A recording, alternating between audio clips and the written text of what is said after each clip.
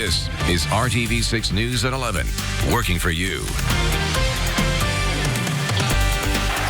Hutchison, here's a long three by He's back. Pacers fans waited more than a year for this, and Victor Oladipo made it a night to remember. Good evening to you at 11 o'clock. Plenty of buzz downtown this evening at Bankers Life Fieldhouse. A year and 6 days since Victor Oladipo played a game last. And he worked his way back from a terrible leg injury, and his first game back turned out an instant classic moment. Dave First and Brad Brown are here and they have a look at the night's storylines. Well, I guess when you wait 371 days for an opportunity like this, and yes, it's been that long since Victor Oladipo has been on the floor here during a game for the Pacers. It better be worth the wait, and it was, although fans here had to wait about 2 hours to get to the good stuff. But by the time it got around to the moment that they had waited for this evening, it was certainly worth the wait, and then the Pacers took care of business after that. Let's show you the moment when Vic finally came in the ballgame for the first time, about the 4:12 mark, and as you might imagine, standing ovation for the two-time All-Star. Although really he struggled from the field, was pretty pedestrian all told, was 1 of 7 from the field, 0 of 6 from three-point range, but the Pacers got hot late, and Victor, a Vic bomb is what I called it on Twitter. He sent this game in overtime, and this place went nuts. The 30-footer, Pacers down 3. They had struggled in that fourth quarter. The Bulls were up 7 with a couple of minutes to go. They were looking for any kind of spark in the fourth quarter of that game, and lo and behold, the guy comes up with it. And I'm telling you, he shot that shot 20 times in warm-ups, didn't hit it, didn't hit one of them, but made it when it counts in the game. And the Pacers got hot after that 16-2 run, 115-106. How about Vic afterwards? What would he do in those moments? Why not? I mean, at the end of the day, y'all be in the gym. Y'all see what I work on. Some of y'all seen where I shoot from, where I've been shooting from since I've gotten hurt. So y'all know I can make that. So, I mean, I know I can. Sure, I missed 6, but I don't even remember missing them. When I shot it, I didn't think about the 6 I missed.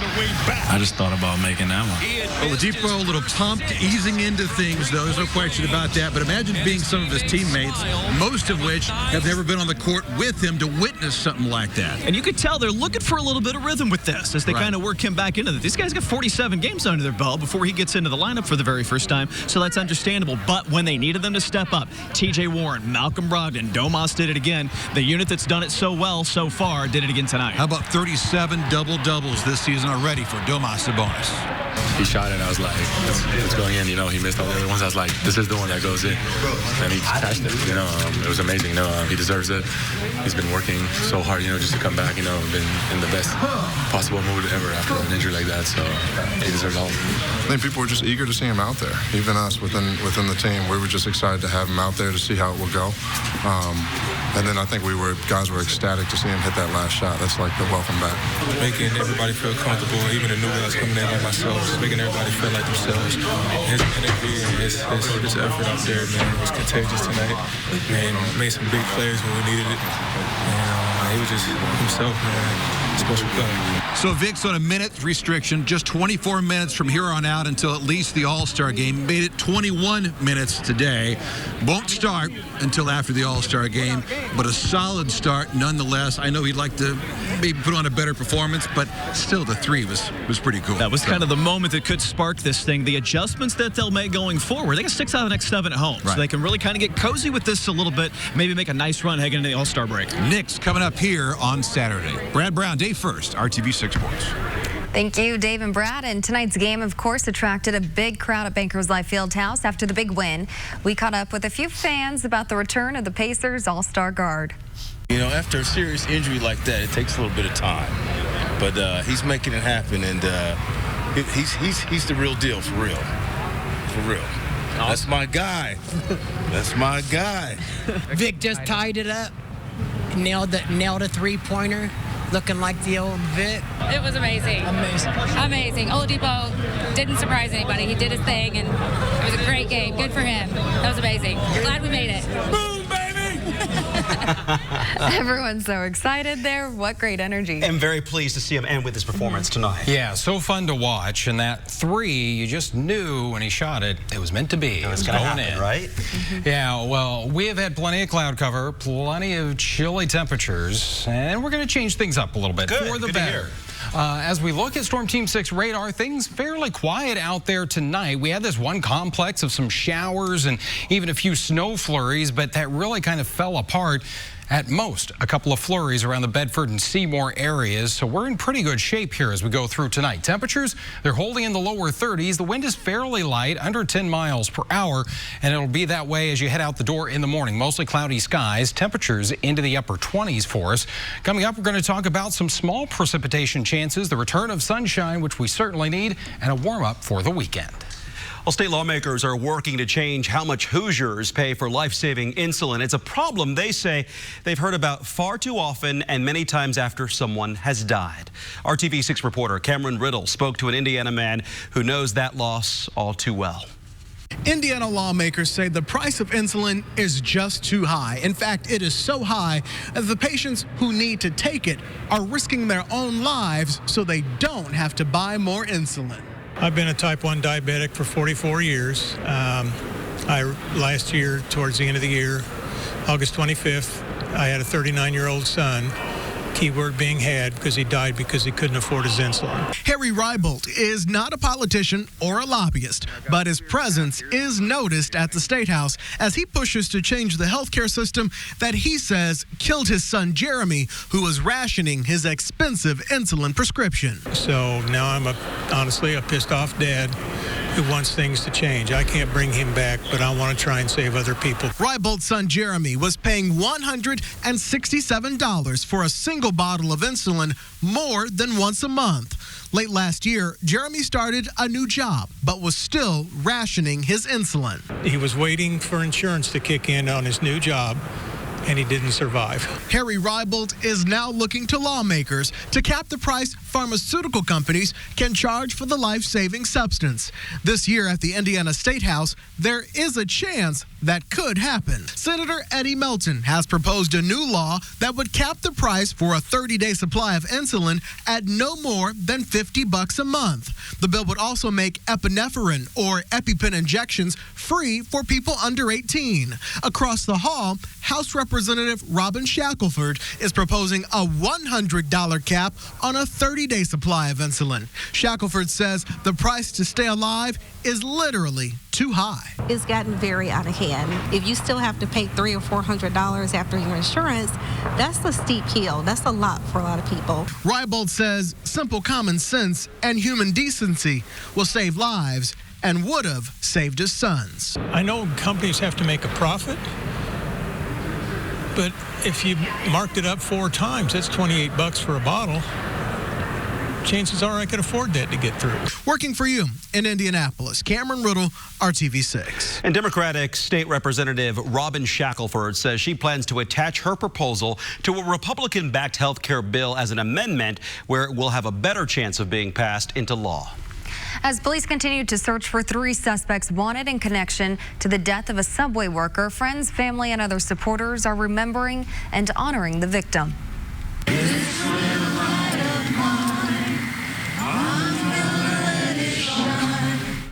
The community held a candlelight vigil for 35-year-old Ashok Kumar tonight. He was shot and killed during an attempted robbery Monday evening at the subway on Shadeland Avenue near 75th Street on the northeast side of Indianapolis. The owners of the shop described Kumar as a hardworking man who supported his family.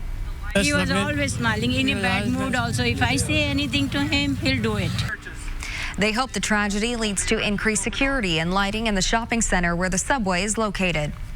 And Metro Police want to know if you recognize a bank robbery suspect. This surveillance picture is from the Fifth Third Bank on College Avenue near 86th Street on the north side. The robbery happened just before 3 o'clock on January 2nd. The suspect is wearing sunglasses and an Indianapolis Indians hat. Anyone with information is asked to call the FBI at 317-595-4000. The Northwest Hendricks School District is taking steps to fire a teacher facing criminal charges, but some parents say the issue is far from over. I'm relieved that he's finally been formally charged, but I'm more fired up than ever because there's still an issue. Dry West High School teacher and coach Tyler Bruce is charged with child seduction and obstruction of justice. RTV6 first told you last night at 11, police arrested Bruce after an 8-month investigation into allegations of sexual misconduct with a student. Parents and community members tell Call 6 Investigates they want the entire school board to resign because they allowed Bruce to stay on staff and get paid despite knowing about all the allegations for months. It really is momentum to seek the truth. Ultimately, everyone has to be held accountable for their actions. Hopefully, people will understand why we've been so passionate about trying to get some changes made. Bruce has denied the allegations through his attorney. Today, prosecutors also announced a criminal charge against the former Tri-West principal, Adam Benner. He's accused of failing to properly report the allegations. Call 6 was unable to reach Benner for comment. Have you seen this dog? The blue tick-hound mix named Milo has been missing for a month. He ran away from the scene of a crash on I-70 in Putnam County. There's a volunteer effort to find Milo for his owner in Arizona to help ease the pain of a deeper loss. The wreck on December 29th killed Derek Monet's wife. The couple was traveling from Arizona to Maryland when they hit a parked fire truck responding to another crash. Monet says he's grateful for the volunteers who are working around the clock to find Milo. It means the world to me. We got Milo before I joined the Air Force to be sort of a support animal for my wife while I was in basic training and out of contact with her. And so that dog's sort of been like her best friend. Volunteers working with animal confinement and education have been searching near I-70 in the Putnamville exit where Milo was last seen. If you see him, they say do not approach him. Instead, take a picture and call the organization so they can bring out their capture equipment. You can find contact information by clicking on this story in the RTV6 app.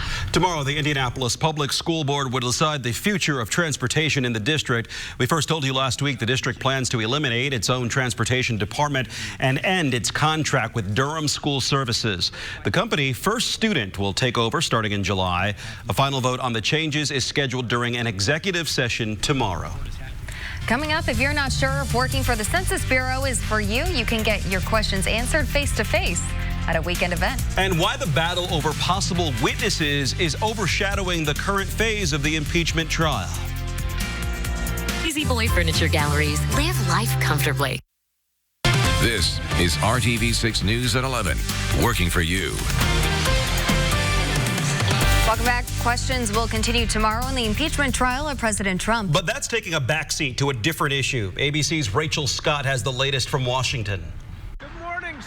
The fallout over John Bolton's new book rippling throughout Washington as lawmakers wrestle with what's reportedly inside. I sent a question to the desk. Pressure is building to have the former national security advisor testify. The calls fueled by his unpublished book. The case is overwhelmingly clear without John Bolton, but if you have any question about it, you can erase all doubt. The New York Times reports in the unpublished manuscript, Bolton says the president told him explicitly the holdup in military aid to Ukraine was directly tied to investigations into his political rivals. That accusation striking at the heart of the impeachment investigation. The president's legal team arguing even if those allegations were true, it's still not an impeachable offense, claiming the president was acting in the nation's best interests.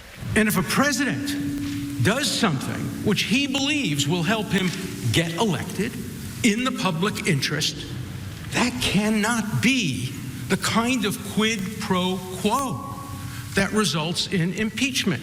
President Trump on the attack, tweeting Bolton begged him for a job and was fired because, frankly, if I had listened to him, we would be in World War VI by now. The White House has already sent a stern warning to Bolton, saying the book contains classified and top secret information and should not be released. But some Republicans are coming to Bolton's defense. I have a great deal of confidence in John Bolton. I've known him for some period of time. He's a brilliant individual. Romney is one of 4 moderate Republicans in the spotlight who could end up deciding whether or not Bolton testifies. I want the whistleblower.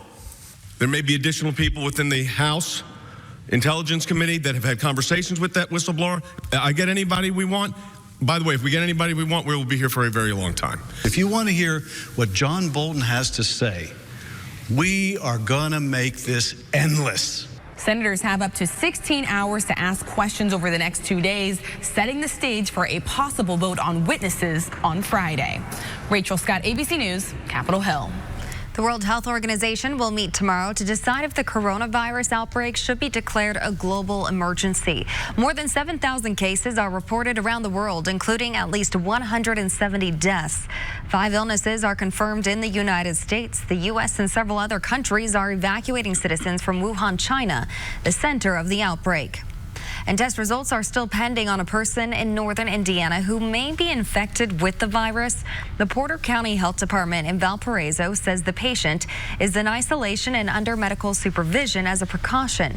The Centers for Disease Control is involved in the investigation. Indiana is getting a big boost in the effort to help people living on the streets or in shelters. The federal government recently awarded nearly $24 million in grants to service programs across our state.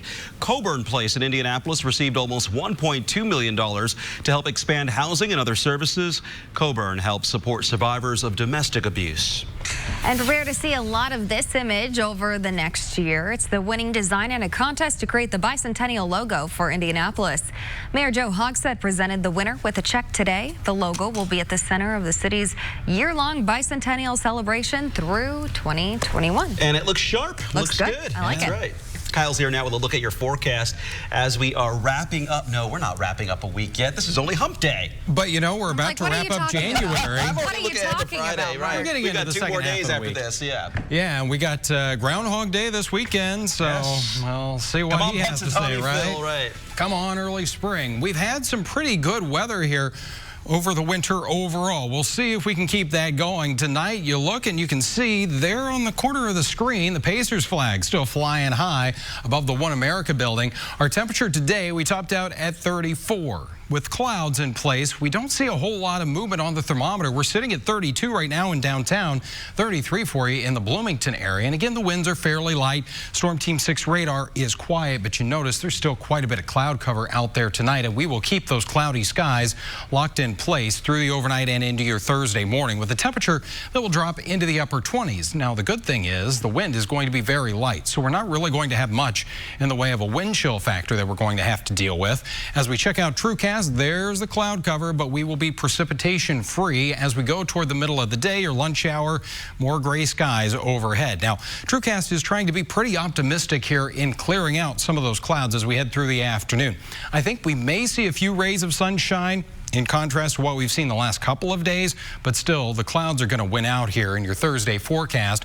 But any sunshine we see will help those temperatures, boost them into the upper 30s and just a little bit above average for this time of year. And the wind again is going to stay fairly light throughout the day.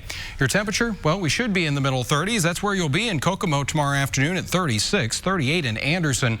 Numbers will be a little closer to the 40-degree mark around I-70. And even as we work our way toward Bedford and Seymour, you'll find your numbers in the lower half of the 40s as we start a little bit of a warming trend here. And by Friday, more clouds in the forecast and maybe a flurry or two, but those temperatures making their way into the lower and middle 40s.